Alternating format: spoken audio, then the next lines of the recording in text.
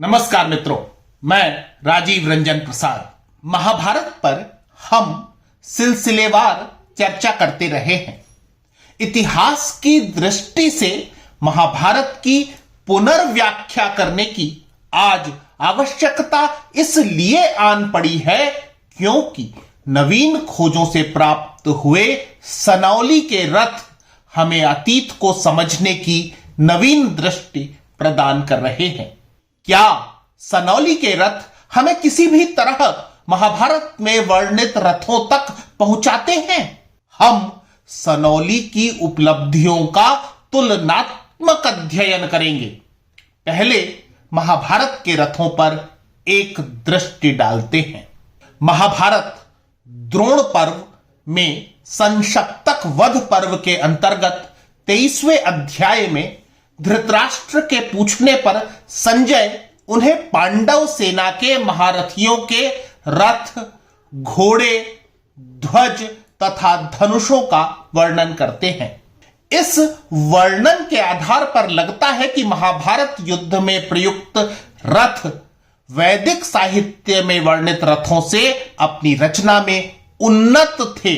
तथापि यदि वहां से आरंभ कर अष्टाध्यायी व महाभाष्य की रचना समय तक पहुंचा जाए तो सभी के अंतर्गत रथ के जिन बुनियादी अंगों की चर्चा है वे हैं युग अथवा जुआ, नाभि, नभ्य, अर, अक्ष, उपधि आदि। नाभि लकड़ी के पहिए की बीच की गोलाकार लकड़ी को कहते थे। नभ्य पहिए के बाह्य गोलाकार काष्ठों को, अर का कार्य था नाभि तथा नभ्य को जोड़ना। यह विवरण अरायुक्त, जिसे अंग्रेजी में स्पोक्स कहते हैं, उससे जुड़े रथ के पहियों जैसा प्रतीत होता है। इनके ऊपर ही मुख्य संरचना होती थी जिस पर सारथी तथा रथी विराजित होते थे। रथों में रथी के ऊपर छत्र तथा ध्वज रखे जाने की भी परिपाटी हुआ करती थी। महाभारत में वर्णित योद्धाओं के रथों को थोड़ा ध्यान से परखने पर हमारे सम्मुख जो चित्र उभरता है वह 2 अथवा अधिक घोड़ों से जोते जाने वाली ऐसी संरचना है जिसके संचालन के लिए सारथी और पीछे खड़े होने वाला योद्धा हुआ करता था। अर्जुन ने जिस रथ का महाभारत में प्रयोग किया, श्री कृष्ण जिसके सारथी थे, वह 4 घोड़ों से संचालित था। उनके रथ पर छत्र तो था ही, ध्वज पर वानर चिन्ह अंकित किया गया था। महाभारत में सारथी तथा महारथी प्रायः यही 2 व्यक्ति रथों पर सवार हुआ करते थे। वैदिक काल में भी लगभग यही स्थिति थी। अपवाद के रूप में एक रथ में 8 व्यक्तियों के बैठने का उल्लेख ऋग्वेद में प्राप्त होता है। भारत में महाभारत का तिरस्कार करने के पीछे अनेक तर्क घोड़ों और रथों की अनुपस्थिति बताए गए थे। मैंने भारत में अश्वों की स्थिति और उनके साक्ष्यों पर विस्तार से एक कार्यक्रम अपने चैनल पर पहले भी प्रस्तुत किया है।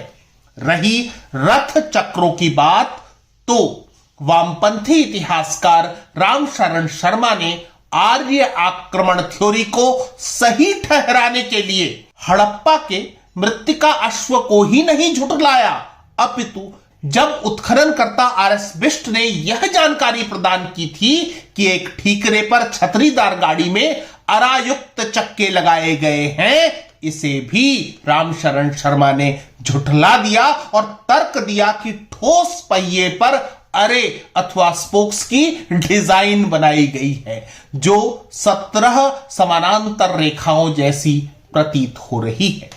इस वामपंथी इतिहासकार के पूर्वाग्रह को अपनी पुस्तक सरस्वती बह रही है में प्रसिद्ध इतिहासकार डॉक्टर बीबी लाल ने अरायुक्त चक्रों की वैदिक काल से आरंभ कर शुंग कुषाण काल तक के अनेक उदाहरण सामने रखकर ध्वस्त कर दिया है।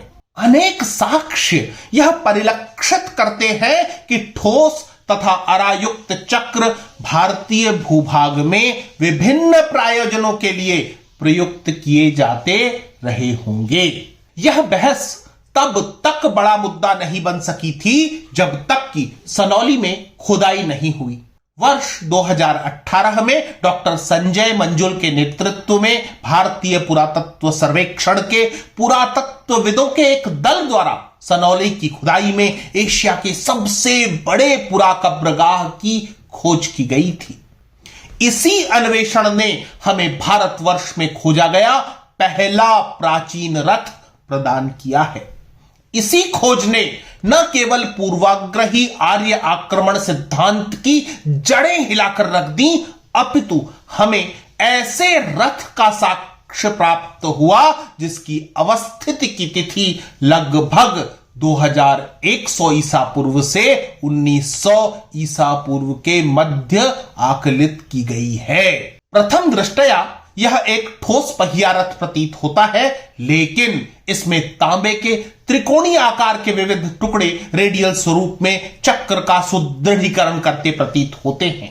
पहिए की यह विशेषाकृति इस भारतीय रथ को दुनिया के अन्य हिस्सों में खोजे गए किसी भी तरह के ठोस पहिया अथवा स्पोक व्हील वाले रथ से बेहतर और तीव्र गति से संचालित होने वाला निरूपित करती है।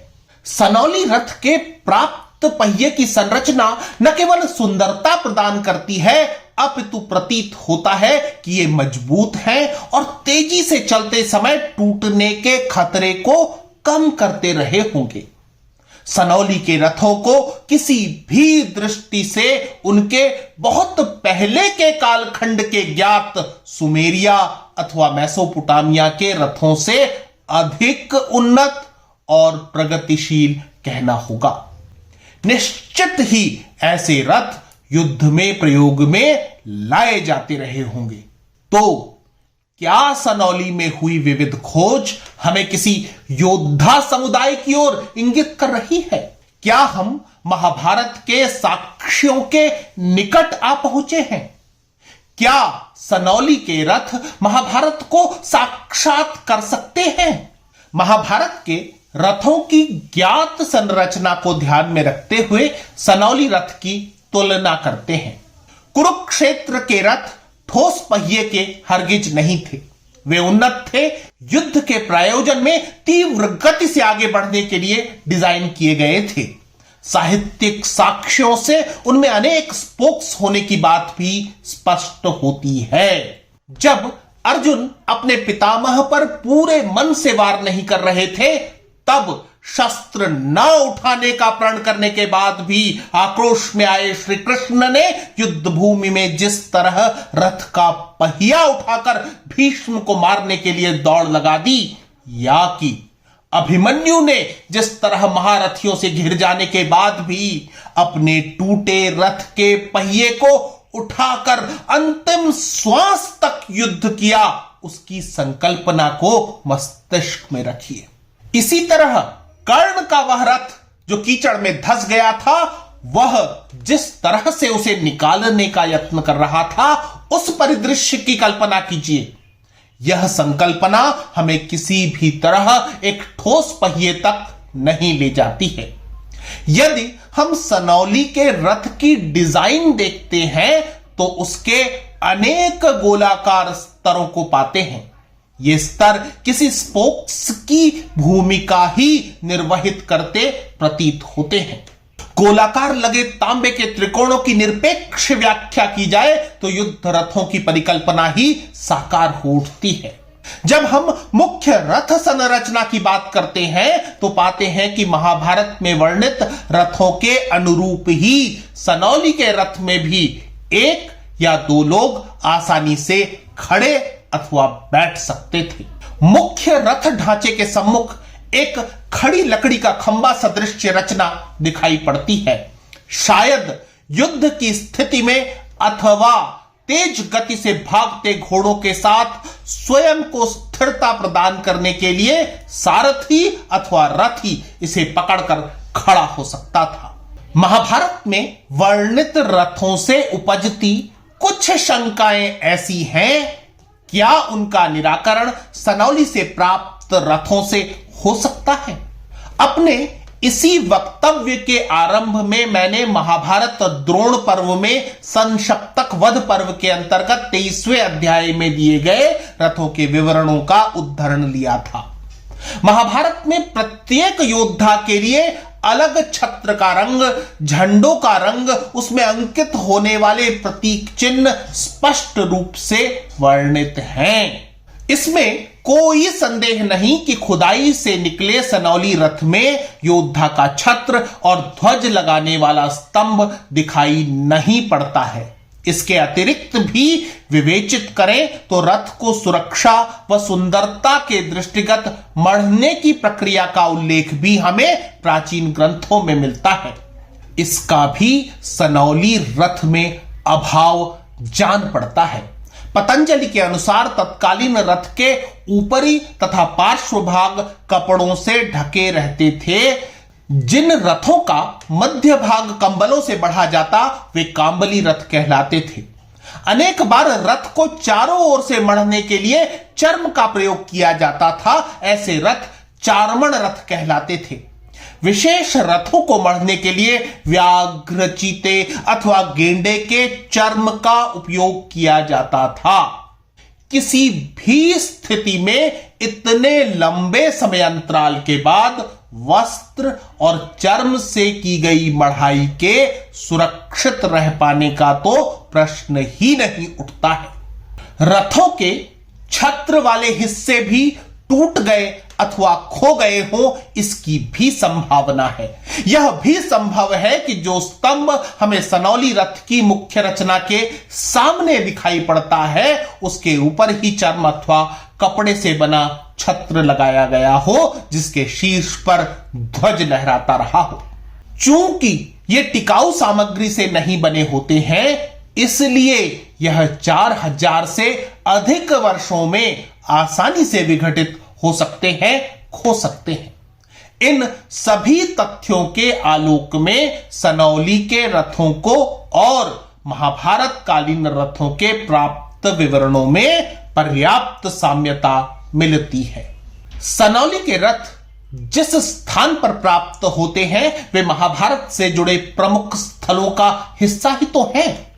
सनौली स्थान स्वयं भी प्राचीन कुरु राष्ट्र या कुरु जनपद में पड़ता है। महाभारत में वर्णित अनेक महत्व के स्थान सनौली के आसपास ही हैं, जैसे मेरठ, बागपत, सोनीपत, वर्णावत, इंद्रप्रस्थ आदि। सनौली के रथों की अभी और व्यापक विवेचनाएं संभव हैं। यहां होने वाले अन्वेषण भारतीय इतिहास के अंधेरे कोनों पर समुचित प्रकाश डालने में सक्षम होंगे, ऐसी मेरी अपेक्षा है। मित्रों, आज इतना ही। फिर मिलता हूं ऐसे ही किसी ऐतिहासिक संदर्भ के साथ। अगर आपको मेरा ये चैनल पसंद आ रहा है तो कृपया इसे सब्सक्राइब करें। आप इस प्रस्तुति को लाइक या शेयर भी कर सकते हैं। नमस्कार।